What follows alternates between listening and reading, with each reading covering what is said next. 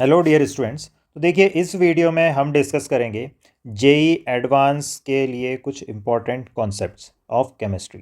तो देखिए, सबसे पहला कॉन्सेप्ट जो आपको याद रखना है कि जो CF3 होता है, ओके, फ्री रेडिकल में, ओके, इसमें इसका स्ट्रक्चर कैसा होता है। इसका स्ट्रक्चर होता है टेट्राहेड्रल। ओके, मतलब यहाँ पर हाइब्रिडाइजेशन ऑफ कार्बन क्या होती है, sp3। ओके, sp3 हाइब्रिडाइजेशन होता है और कुछ इस तरह से यहाँ पर ये आप देख सकते हो CF3 का स्ट्रक्चर है। आपको ये मैं इसलिए बता रहा हूँ क्योंकि यूजुअली जो फ्री रेडिकल्स होते हैं वो कैसे होते हैं, प्लेनार होते हैं। ओके, बट यहाँ पर ये CF3 डॉट एक एक्सेप्शन होता है, इसको आप याद रखेंगे। नाउ सपोज आपसे अगर पूछा जाए कि CH3 फ्री रेडिकल, ओके, तो CH3 फ्री रेडिकल या मिथाइल फ्री रेडिकल ये कैसा होता है। तो देखिए, यहाँ पर CH3 डॉट जो होता है ये प्लेनार होता है। ओके, ये कैसा होता है, प्लेनार होता है। ओके, तो जो हाइब्रिडाइजेशन होती है कार्बन की यहाँ पर वो होती है sp2। और ये जो इलेक्ट्रॉन आप देख रहे हो ये किस में प्रेजेंट है, ये प्रेजेंट होता है अनहाइब्रिडाइज्ड p ऑर्बिटल में। ओके, इसके बाद में जो नेक्स्ट कॉन्सेप्ट हम लोग डिस्कस करने वाले हैं, ओके, वो हम डिस्कस करने वाले हैं एलीन्स का। ओके, एलीन क्या होता है, इस टाइप से अगर आपके कॉन्जिक्यूटिव डबल बॉन्ड्स होते हैं, ओके, तो ये आपका एलीन है। अब यहाँ पर ये जो ग्रुप्स होते हैं, ओके, ये जो ग्रुप्स होते हैं क्या ये सेम प्लेन में होते हैं, the answer is no. Okay, जैसे कि अगर यहाँ पर A B, यहाँ D और E, ये अगर चार ग्रुप हैं तो ये आपस में एक ही प्लेन में नहीं होते हैं। ओके, तो ये परपेंडिकुलर होते हैं एक्चुअली में, क्योंकि यहाँ पर हाइब्रिडाइजेशन sp हो गया, ओके, यहाँ पर हाइब्रिडाइजेशन sp2 हो गया और यहाँ पर भी sp2 हो गया। ओके, तो देखिए अगर यहाँ पर ये लेट से pz है, ठीक है, तो अनहाइब्रिडाइज्ड ऑर्बिटल पाई बॉन्ड बना रही होगी। ठीक है, तो अगर यहाँ पर ये मिड वाला py है तो यहाँ पर इसका भी py unhybridised orbital pi bond बना रहा होगा। ओके, तो फिर ये वाला जो पाई बॉन्ड है यहाँ पर px और इस कार्बन का भी px, ओके, ये आपस में पाई बॉन्ड बना रहे होंगे। तो px px और एक हो गया py py, तो x और y आपस में एक्सिस जो होते हैं परपेंडिकुलर होते हैं। दैट्स वाई यहाँ पर ये एक ही प्लेन में नहीं होंगे। ओके, ये आपको याद रखना है। सो ओवरऑल अगर आपसे कोई पूछा जाए कि ये मॉलिक्यूल पूरा देकर कि क्या ये मॉलिक्यूल प्लेनार है, सो आंसर इज नो। वहीं पर अगर आपसे सपोज ये आपको स्ट्रक्चर दे दिया जाए, ओके, एनिलीन का, और आपसे पूछा जाए क्या ये मॉलिक्यूल यहाँ पर प्लेनार है, so answer is yes. Okay, यहाँ पर एनिलीन क्या है, प्लेनार मॉलिक्यूल है। ओके, क्योंकि ये जो कार्बन है जिससे NH2 जुड़ा हुआ है इसका हाइब्रिडेशन कैसा है, sp2। इसके बाद में हेलोहाइड्रिन्स क्या होते हैं। ओके, तो देखिए हेलोहाइड्रिन क्या होते हैं, जब एडजेसेंट कार्बन एटम्स पर एक कार्बन पर OH और एक पे होगा हेलोजन। ओके, तो अगर क्लोरीन होगा तो क्लोरोहाइड्रेन, ब्रोमीन होगा तो ब्रोमोहाइड्रेन, इस तरह से आप बोल सकते हो। ओके, अब देखिए हेलोहाइड्रिन बनाने के लिए हम यहाँ पर एक एग्जांपल समझते हैं, जैसे प्रोपीन। ओके, प्रोपीन को अगर हमने लेट से Br2 और H2O, ओके, इसके साथ में रिएक्ट करवाया, तो देखिए होता क्या है, ये जो Br2 है, ये Br2 का अगर हम स्ट्रक्चर देखें तो कुछ इस तरह से रहता है। तो यहाँ पे पार्शियल पॉजिटिव और ये पार्शियल नेगेटिव इस टाइप से रहता है। तो ये पाई बॉन्ड जो होता है ये यहाँ पर अटैक करता है और यहाँ से ये Br नेगेटिव बाहर निकलेगा और ये जो लोन पेयर है ये वापस से यहाँ पर अटैक करते हैं। ओके, तो इन शॉर्ट आपका अगर हम मैकेनिज़्म देखें तो यहाँ पर देखिए क्या होता है, ये जो Br है ये इस टाइप से यहाँ पर एक साइक्लो मतलब 3 मेंबर का रिंग बना लेगा और इस पे आ जाएगा पॉजिटिव और आपका एक Br नेगेटिव यहाँ से बाहर निकल चुका है। ठीक है, अब देखिए होता क्या है, यहाँ पर जो H2O मॉलिक्यूल है, ओके, देखिए Br पॉजिटिव की वजह से क्या हुआ कि ये जो कार्बन थे इन पे पार्शियल पॉजिटिव चार्जेस थोड़ा बहुत आ गया ना। पार्शियल पॉजिटिव चार्ज ज़्यादा मतलब कह सकते हो कहाँ पर स्टेबल है, सेकंड नंबर के कार्बन पर, मिड वाले कार्बन पर। तो ये जो H2O है ये अटैक कहाँ पर करना चाहिए, यहाँ पर। ओके, तो देखिए यहाँ पर क्या होगा, ये इस तरह से ब्रोमीन आप देख सकते हो, ये जुड़ा हुआ है ब्रोमीन और यहाँ नीचे से कौन ने अटैक करा है, H2O ने। H2O का H पॉजिटिव बाहर निकल जाएगा तो बचेगा OH। तो आप देख सकते हो यहाँ पर एक एडजेसेंट कार्बन एटम्स पर OH और Br या हेलोजन ग्रुप्स जुड़े हुए हैं। तो ये हो गया आपका ब्रोमोहाइड्रिन। और यहाँ पर आपको एक पॉइंट और याद रखना है कि ये जो OH और Br का एडिशन हुआ है ये कैसा हुआ है, एंटी एडिशन है, एंटी एडिशन है, ये अपोजिट साइड से होगा। मतलब अगर एक वेज से है तो दूसरा किस पे होगा, डैश पे होगा। ओके, अगर ब्रोमीन वेज पर है इस टाइप से तो OH क्या होगा, डैश पर होगा इस टाइप से। और अगर आपको क्वेश्चन में H2O की जगह CH3OH होगा, ओके, तो CH3O मतलब यहाँ पर आपका OCH3 ग्रुप हो जाएगा, बस इतना सा फर्क आएगा। नाउ नेक्स्ट कॉन्सेप्ट जो मैं डिस्कस करने वाला हूँ, हीट ऑफ हाइड्रोजनेशन। ओके, तो हीट ऑफ हाइड्रोजनेशन अगर आपको दिया जाए किसी अल्कीन के लिए, तो देखिए heat of hydrogenation inversely related होता है to the stability of alkene. Okay okay, similarly heat of combustion, okay, ये भी अल्कीन्स के लिए अगर हम देखें तो इन्वर्सली रिलेटेड होता है to the stability of alkene. Okay, क्योंकि लेस स्टेबल अल्कीन होगा तो वो हीट रिलीज ज़्यादा करेगा, तो हीट ऑफ कंबशन भी उसका ज़्यादा होगा। चलिए एक क्वेश्चन से समझ लेते हैं हीट ऑफ कंबशन और हीट ऑफ हाइड्रोजनेशन का रिलेशन। देखिए जैसे अगर हम ये वाला अगर ये स्ट्रक्चर ले लें, ओके, साइक्लो, और यहाँ पर साइक्लिक कंपाउंड है ये, और यहाँ पर इसके अगर आप देखोगे तो ये एक एंटी एरोमेटिक कंपाउंड है, ठीक है। और यहाँ पर अगर हमको ये एक और स्ट्रक्चर दे दिया जाए, ठीक है, यहाँ पर कार्बन जो है ये जैसे कि sp3, तो ये नॉन एरोमेटिक कंपाउंड है। तो ये हम जानते हैं कि anti aromatic compound least stable होते हैं, तो यहाँ पर ये इनका ऑर्डर होगा किस चीज़ के लिए, स्टेबिलिटी के लिए। तो स्टेबिलिटी का ऑर्डर अगर ये है तो हीट ऑफ हाइड्रोजनेशन का ऑर्डर क्या होगा, अपोजिट। ओके, तो हीट ऑफ हाइड्रोजनेशन का ऑर्डर होगा अपोजिट। हीट ऑफ कंबशन के लिए भी एक हम क्वेश्चन देख लेते हैं। जैसे लेट से ये हमारे पास में एक अल्कीन है और एक अल्कीन लेट से हम ये ले लेते हैं, ठीक है। तो यहाँ पर अगर हम देखें फर्स्ट वाला अल्कीन में, यहाँ पर ये आप देख सकते हो 3 अल्फा हाइड्रोजन होंगे और यहाँ पर 2 अल्फा हाइड्रोजन है, तो टोटल 5 अल्फा हाइड्रोजन हो गए। इसमें अगर आप देखोगे तो ओनली 2 अल्फा हाइड्रोजन है, तो हाइपर कॉन्जुगेशन ज़्यादा होगा 5 वाले में, तो स्टेबिलिटी का ऑर्डर होगा ये, ठीक है। फर्स्ट अल्कीन ज़्यादा स्टेबल है, तो ज़्यादा स्टेबल है, लेकिन heat of combustion inversely related होता है स्टेबिलिटी के साथ, तो हीट ऑफ कंबशन का ऑर्डर क्या होगा, अपोजिट। ओके, तो ये वाला जो अल्कीन है ये इसका हीट ऑफ कंबशन ज़्यादा होगा। नाउ नेक्स्ट कॉन्सेप्ट जिस पर मैं आपको डिस्कशन करूँगा that is total geometrical isomers. Okay, तो देखिए टोटल ज्योमेट्रिकल आइसोमर्स जो होते हैं ये आपको अगर कैलकुलेट करना हो, ओके, तो देखिए आपको सबसे पहले तो अगर सपोज़ इस टाइप से कोई रेस्ट्रिक्टेड रोटेशन सिस्टम है तो यहाँ पर आपको मेक श्योर करना पड़ेगा कि A और B और यहाँ पर जो D और E है ये इक्वल नहीं होना चाहिए, मतलब A should not be equal to B और D should not be equal to E।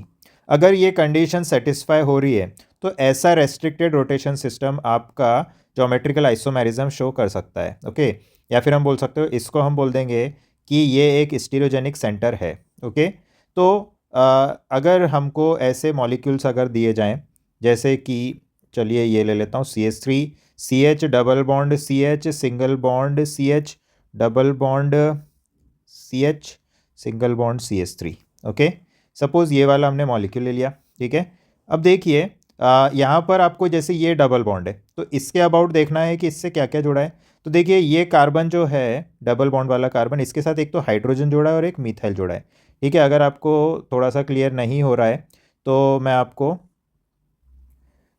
इस तरह से बना के दिखा देता हूँ कि देखिए ये जो कार्बन है और ये कार्बन है, तो C डबल बॉन्ड C, यहाँ पर एक हाइड्रोजन है तो ये H, और ये वाला पूरा एक ग्रुप हो गया, CH वाला ये पूरा एक ग्रुप हो गया, ठीक है। तो ये एक पूरा ग्रुप है और यहाँ पर एक हाइड्रोजन है और ये एक पूरा मिथाइल ग्रुप है CH3। तो ये देखिए 4 मतलब हाइड्रोजन और CH3 2 डिफरेंट ग्रुप है, यहाँ हाइड्रोजन और ये डिफरेंट ग्रुप है। तो अभी जो हमने कंडीशन की बात की थी वो सेटिस्फाई हो रही है। तो ये एक कार्बन आपका मतलब ये एक जो है डबल बॉन्ड वाला सिस्टम, क्या है, एक स्टीरियोजेनिक सेंटर, ठीक है। इसी तरह से यहाँ पर ये पाई बॉन्ड भी या फिर ये जो C double bond C system है ये भी एक स्टीरियोजेनिक सेंटर होगा, ठीक है। तो यहाँ पर सबसे पहले आपको आइडेंटिफाई करना है कि यहाँ पर आपका ये ज्योमेट्रिकल आइसोमेरिज्म शो होगा। दूसरा आपको आइडेंटिफाई करना है कि ये मॉलिक्यूल सिमेट्रिकल है या फिर अनसिमेट्रिकल है, ठीक है। तो हमने आइडेंटिफाई कर लिया है कि ये मॉलिक्यूल कैसा है, ये मॉलिक्यूल है सिमेट्रिकल, ठीक है। तो देखिए सिमेट्रिकल मॉलिक्यूल में जो टोटल ज्योमेट्रिकल आइसोमर्स होते हैं उसका फॉर्मूला होता है 2n-1 प्लस 2p-p-1। यहाँ पर अगर हम p की बात करें तो p होता है n/2, जब n क्या होगा, इवन नंबर, और अगर ऑड नंबर है तो n+1/2 ये होगा p, जब आपका n क्या है, ऑड नंबर। तो फिलहाल हम देखें तो हमारा ये देख सकते हो 2 है, n का वैल्यू 2 है, तो p का वैल्यू क्या हो जाएगा, n/2, that is p equal to हो जाएगा 1।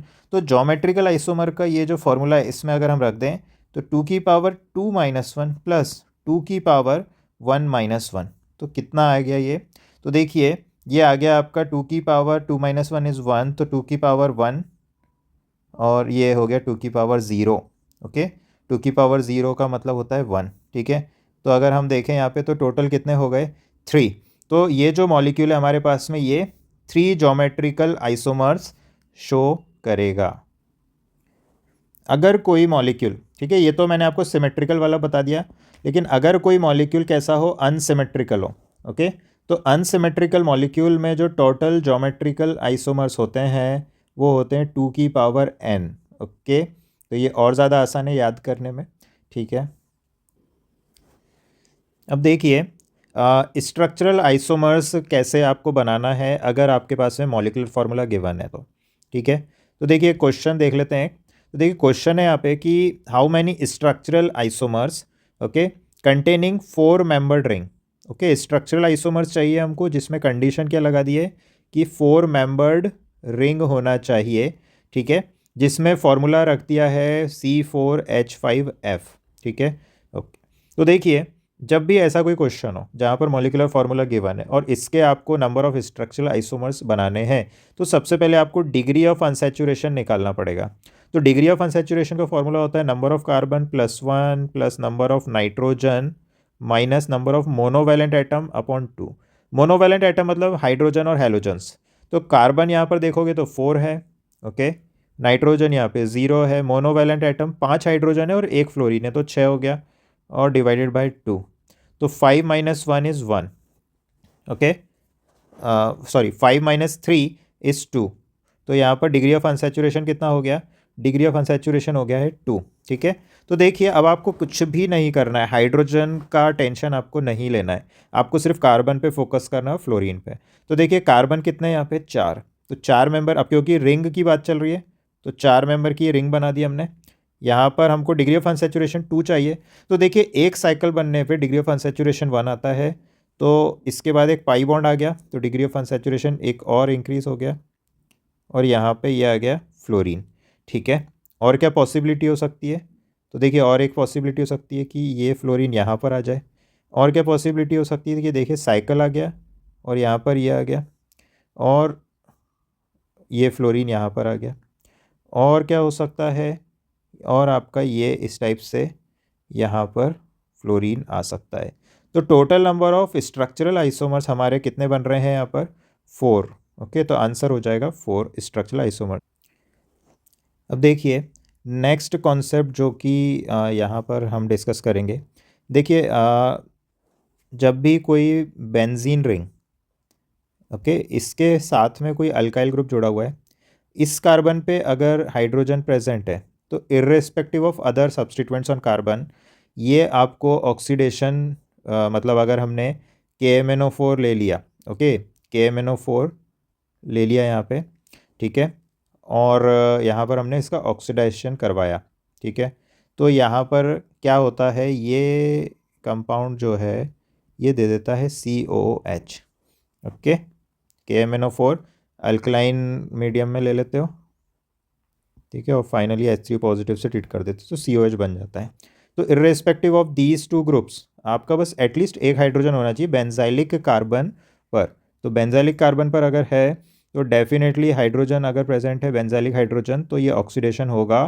ठीक है, अब देखिए जैसे कि अगर मैं आपसे पूछूं क्या ये यहाँ पर होगा, CH3 C2H5, तो अगर हमने यही रिएजेंट ले लिया तो देखिए क्या होगा प्रोडक्ट में, ये बन जाएगा COOH और ये भी यहाँ पे बन जाएगा COOH। अगर हमको लेट से ये वाला मॉलिक्यूल दे दिया जाए,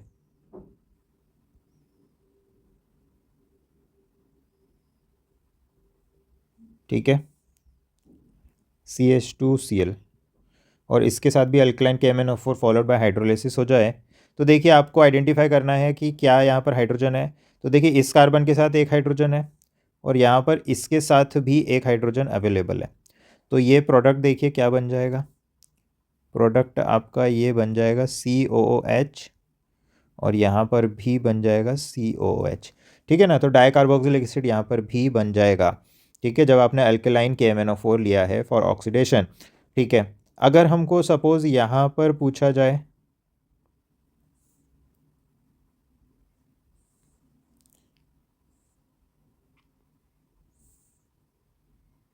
ठीक है, और लेट से ये CH3 और यहाँ पर ये भी CH3 दे दिया जाए और इसका पूछा जाए क्या यहाँ पर बनेगा डाइकार्बोक्सिलिक एसिड या फिर क्या ऑक्सीडेशन होगा, तो आपका आंसर होगा येस होगा। और आप यहाँ पे CH3 की जगह क्या लगाओगे, COOH, और यहाँ पर भी लगाओगे COOH। ठीक है, वहीं पर अगर आपको ये मॉलिक्यूल दे दिया जाए,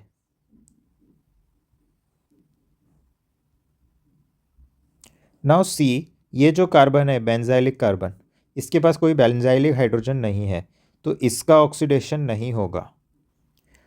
सो dear students, that's all for this video. मिलते हैं हमारे नेक्स्ट लेक्चर में। Till then bye bye. अगर आपको मेरा ये वीडियो पसंद आ रहा है या आप चाहते हो इसी टाइप से मैं और वीडियो बनाता रहूं for your JEE advanced preparation, तो प्लीज़ मैसेज करें, वीडियो को लाइक करें, वीडियो को शेयर करिए अपने दोस्तों के साथ। तो मिलते हैं हमारे नेक्स्ट वीडियो में। Till then bye bye, take care.